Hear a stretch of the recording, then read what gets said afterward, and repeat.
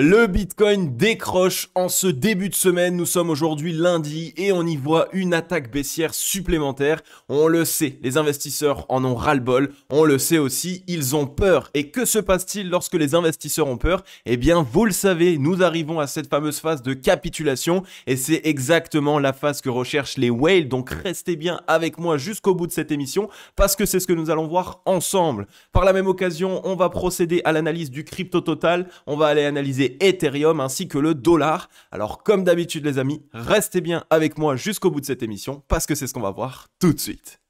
Even when you feel low, you can still go. Even when you feel slow, you can still go. Even when there's no hope, you can still go. I never answer to no, man, I still go. Go, go, go, go, go, go, go, go, go, go, go, go, yo, go, go, go. Hello à toute la team Logique, ravi de vous retrouver dans cette nouvelle analyse du marché crypto-monnaie. On est aujourd'hui le lundi 19 septembre 2022 et il est actuellement 9h14 à l'heure à laquelle je tourne cette émission. Alors comme vous le savez, qui dit lundi dit émission weekly. Aujourd'hui, nous allons voir ensemble le Bitcoin, Ethereum ainsi que le dollar en weekly. Quelle clôture est-ce que nous avons eu? Est-ce que nous sommes sur des clôtures qui sont baissières? Et est-ce que nous sommes ici du coup sur une grosse tentative de breakdown de la part des vendeurs? Ou est-ce que nous avons de possibilités de mettre en place actuellement simplement un bear trap pour par la suite essayer de short squeeze? Eh bien, c'est ce que nous allons voir ensemble dans cette émission. Juste avant d'entamer l'émission, les amis, n'hésitez pas comme d'habitude à soutenir le travail effectué avec un gros like et un gros commentaire. Dites-moi dans les commentaires tout ce qui vous passe par la tête, ce que vous pensez des émissions, si vous avez des actifs que vous aimeriez bien que nous analysions.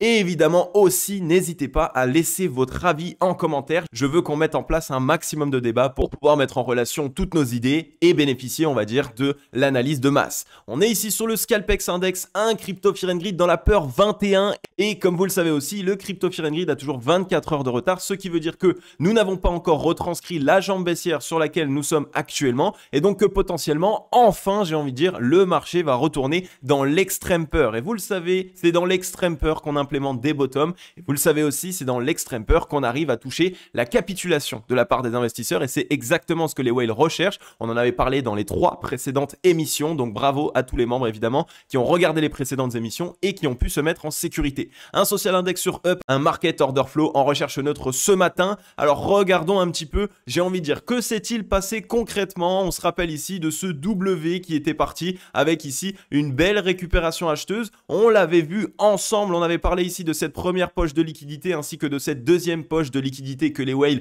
pourraient aller chercher directement. Donc pour aller liquider les shorts cette fois-ci évidemment, puisqu'il y avait beaucoup de shorts qui s'étaient accumulés ici sur ce range et beaucoup de shorts ici sur cette petite consolidation ici en bear flag qui a fini directement ici sur une cassure baissière. Donc on avait vu ensemble que évidemment si le mouvement s'arrêtait à ce niveau-là et donc une fois que nous avons liquidé, on y voyait ici un potentiel mouvement de la part des vendeurs, donc on va dire une certaine réaction de la part des vendeurs, eh bien nous avions de grandes probabilités de réintégrer et potentiellement d'aller chercher les bas-fonds du range. Donc c'est exactement ce que nous sommes en train de faire.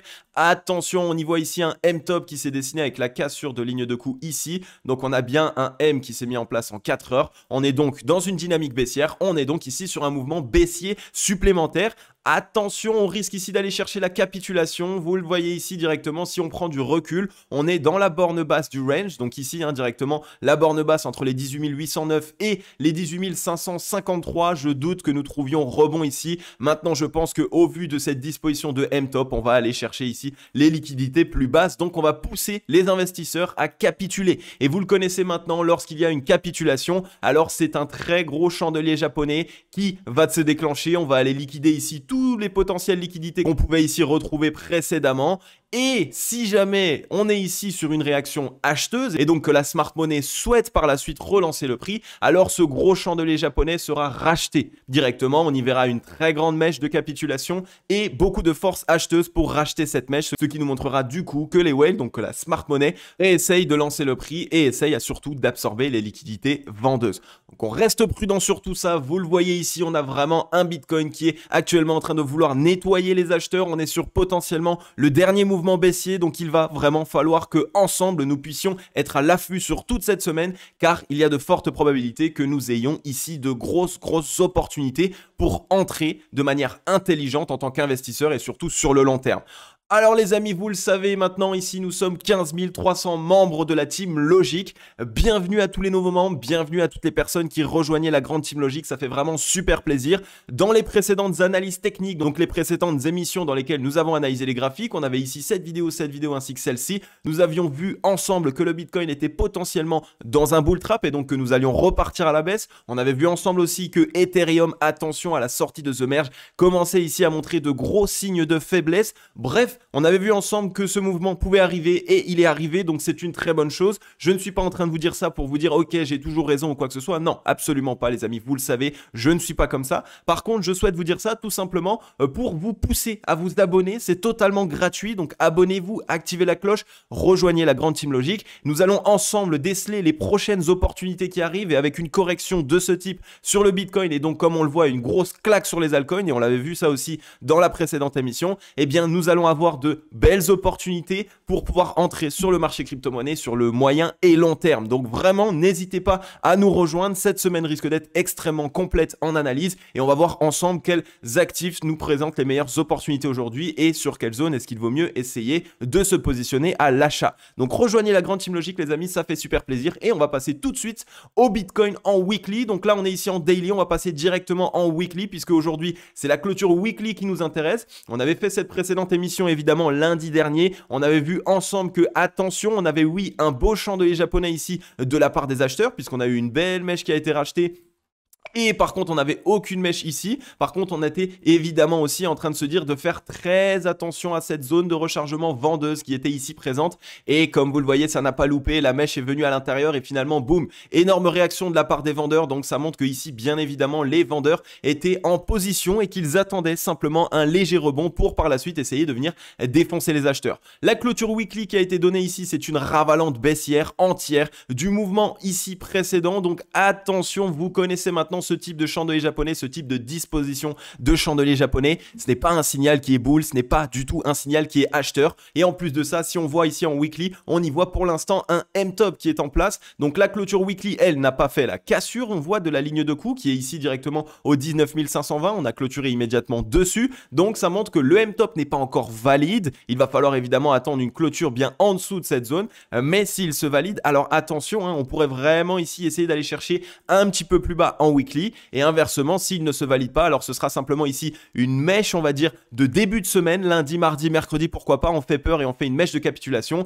Et fin de semaine, ici, si nous sommes bien évidemment ici sur une fausse cassure baissière et donc sur potentiellement un fake out baissier, alors on va racheter la mèche et essayer de revenir clôturer à minima aux 19 448 $. Donc encore une fois, cette semaine est une semaine extrêmement importante sur le marché crypto. On répète ça toutes les semaines, mais c'est parce que c'est le cas. Nous sommes ici sur des zones, on va dire, assez frileuses pour les investisseurs et surtout nous sommes à la recherche d'une certaine capitulation. Donc pour l'instant tout se valide, ici on a de fortes probabilités de revenir tester à minima la mèche des 17 558 $ que nous avions ici déjà précédemment touché et potentiellement je sens ici une petite on va dire poussette supplémentaire revenir chercher dans les 16 000 $, je pense pas moins parce qu'il y a beaucoup de gens qui attendent encore les 15 000, 14 000, 13 000 $, donc je dirais peut-être 16 000 $, on fait un fake out baissier, tout le monde se met à shorter et surtout on assiste à cette capitulation et par la suite on réintègre de manière franche et à ce moment-là on essaye pourquoi pas d'attaquer directement le range et la fameuse borne haute des 24-25 000 $.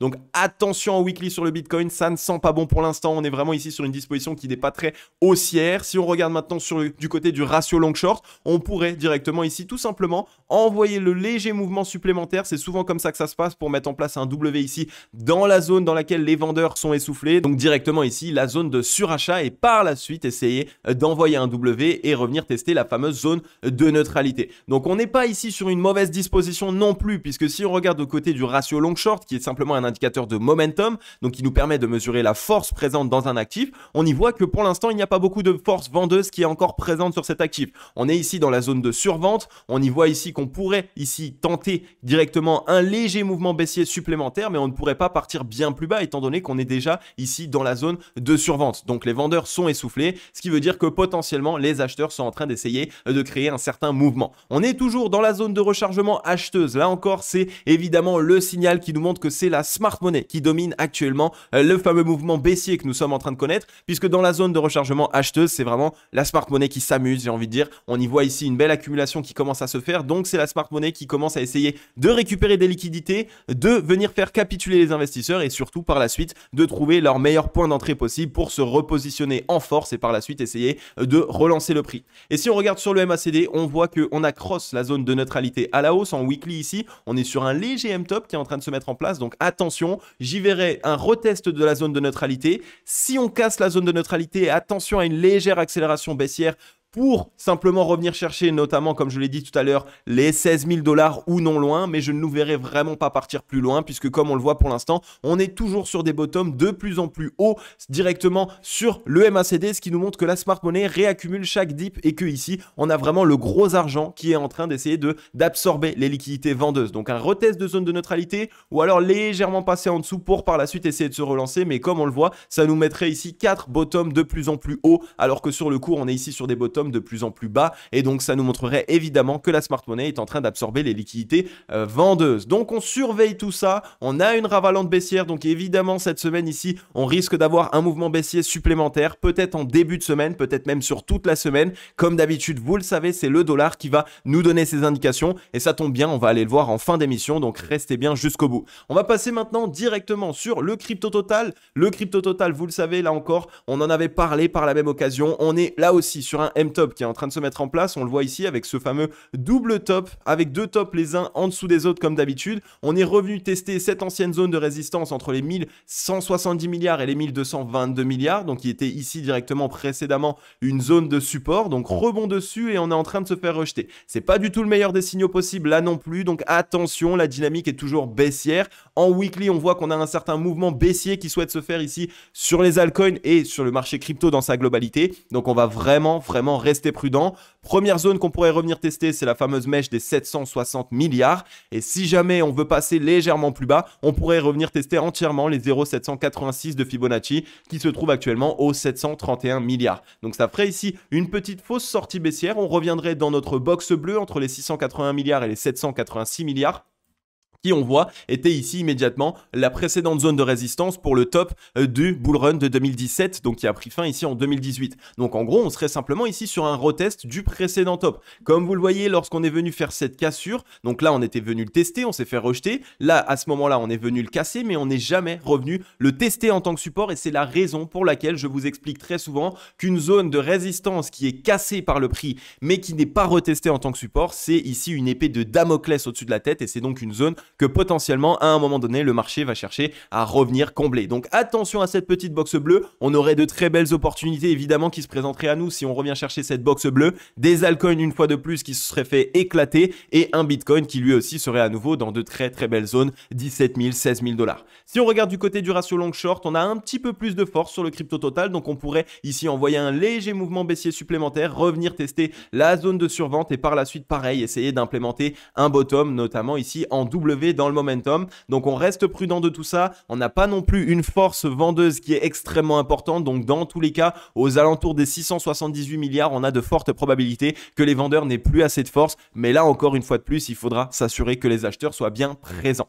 Si on regarde sur le RSI, on en a parlé précédemment, on est sur un petit M-top qui nous donne de fortes probabilités ici de revenir chercher directement les 30 de RSI pour ici implémenter une divergence haussière, un W sur les 30 et là à ce moment-là, si jamais évidemment la force acheteuse est bien présente et donc on arrive à absorber les liquidités vendeuses, bah ici implémenter directement le W de reprise pour revenir chercher au-dessus des 50 de RSI et donc ça nous ferait quelque chose de ce type, on viendrait trouver rebond et à ce moment-là on serait sur les 0,38,2. Et comme on le voit, ce qui pourrait très fortement et on aurait vraiment de fortes probabilités de le faire, ce serait ici on voit une épaule, tête, épaule inversée avec les 0,38,2 quasiment en ligne de coup et là à ce moment là on pourrait avoir une belle figure de reprise avec un W et ici on voit une épaule tête épaule inversée pour vraiment un triple retest de la demande. Donc attention sur le crypto total, on risque ici d'avoir encore une fois une jambe baissière un petit peu plus importante qui risque d'arriver. Si on regarde en termes de correction, cela nous ferait directement encore 22% de correction sur les alts et sur le marché crypto dans sa globalité. Donc attention,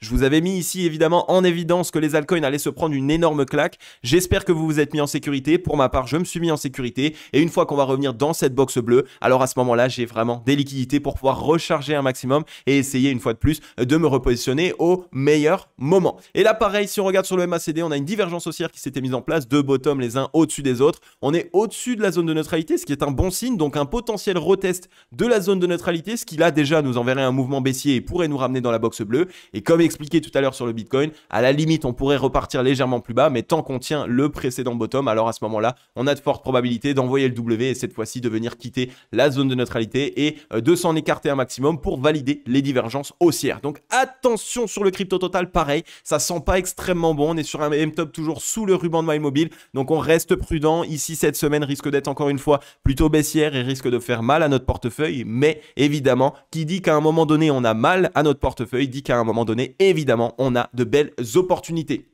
Donc voilà pour le crypto total, on passe maintenant directement à Ethereum. Ethereum, on en a parlé maintes et maintes fois ces derniers temps, on a dit qu'il y avait de belles opportunités qui allaient venir sur le marché, mais que tout de suite ici, lorsqu'on était dans ces zones, ce n'était absolument pas une opportunité sur Ether, et étant donné qu'on était revenu tester les 0,382 de Fibonacci, et ça a été une zone qui a été immédiatement défendue par les bears, on a eu une ravalante baissière, donc bref, pas mal de sentiments ici qui nous montraient que les vendeurs étaient présents, et donc que la smart money potentiellement était en train d'essayer de shorter Ethereum ou alors même de l'envoyer bien plus bas pour les faire capituler les investisseurs qui sont rentrés à la news de The Merge et évidemment leur permettre ici de pouvoir essayer de réaccumuler des positions d'entrée sur Ether aux $900, $1000. Donc là, on est en train de revenir tester la première zone que nous avions vue ensemble. C'était ici directement cette zone de support orange, la zone de cassure qu'on n'avait pas retestée entre les 1320 et les $1271. Et donc comme on voit qu'on est venu ici directement pareil avec ici un fort mouvement baissier sur la semaine dernière, on est venu réaliser ici une ravalante baissière. Encore une qui dit ravalante baissière, dit une fois de plus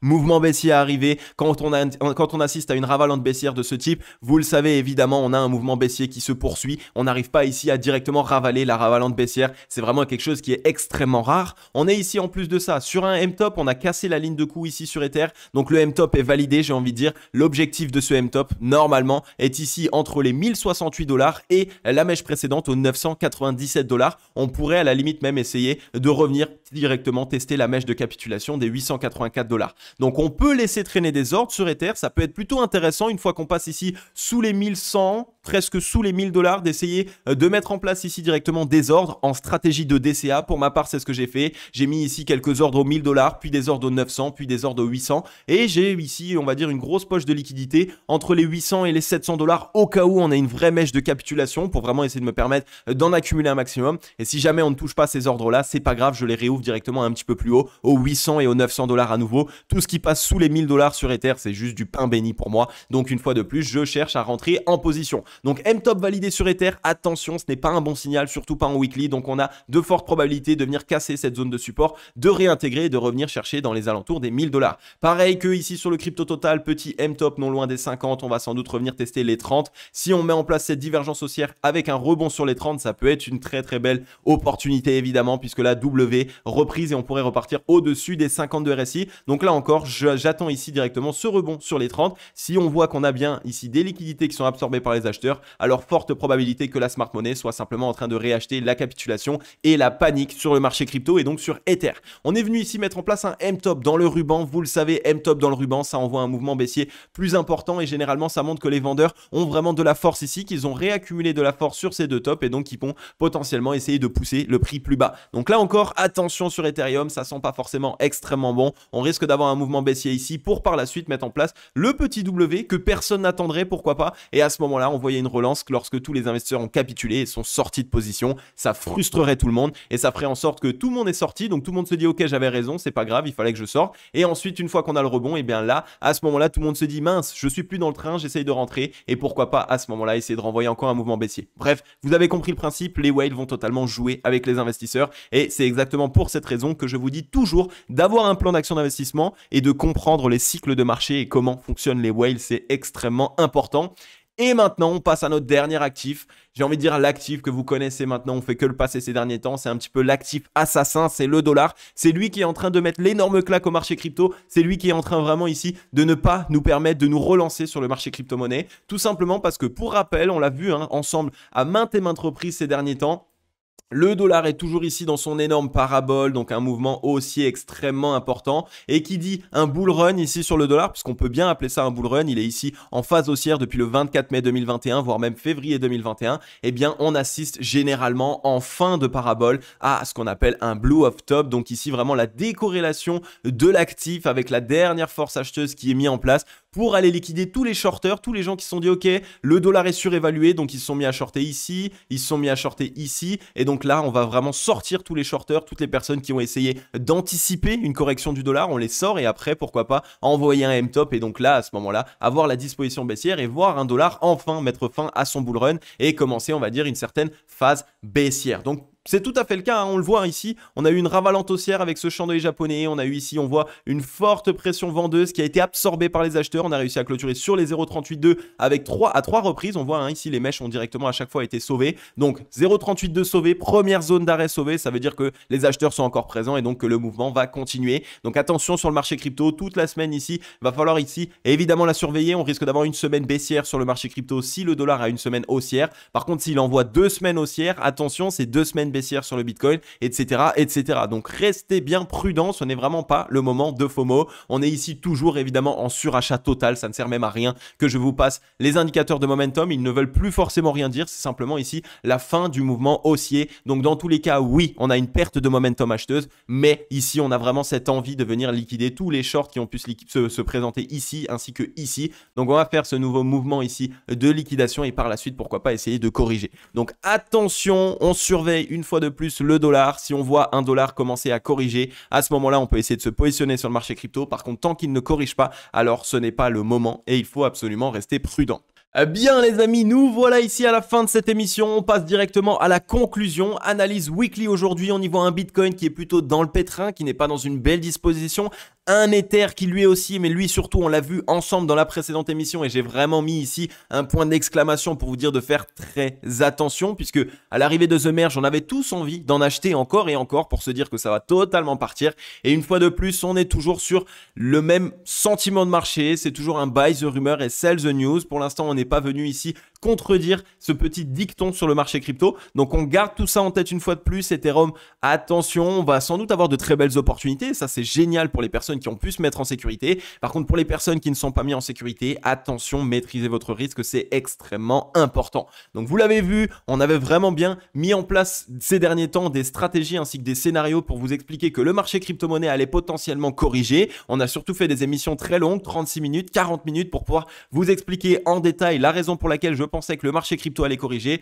chose qui a été faite aujourd'hui. Donc pour les personnes qui ont pu voir l'émission ou de qui ça a bénéficié, n'hésitez pas à mettre votre meilleur like et votre meilleur commentaire, ça fait super plaisir. Et comme d'habitude, au vu de cette correction, ça va nous offrir de belles opportunités. Donc sur toute cette semaine et la semaine prochaine, on va vraiment être à l'affût de l'analyse technique afin de nous assurer qu'on puisse potentiellement essayer de se repositionner sur certains actifs qui ont bien corrigé. Donc voilà, en tout cas, ça m'a fait super plaisir de pouvoir vous faire cette émission comme d'habitude, une émission weekly qui peut nous permettre à moyen et long terme d'essayer de trouver de belles opportunités d'achat. Restez prudents sur les altcoins, restez prudents sur le marché crypto-monnaie. On va voir tout ça ensemble sur les jours, semaines et mois à venir. Donc restez bien avec moi, abonnez-vous, activez la cloche. Et comme d'habitude les amis, pour ma part, je vais vous laisser. Je vais vous dire à demain dans la prochaine émission et vous souhaiter une agréable journée ou une agréable soirée. C'était Cryptologique. Ciao.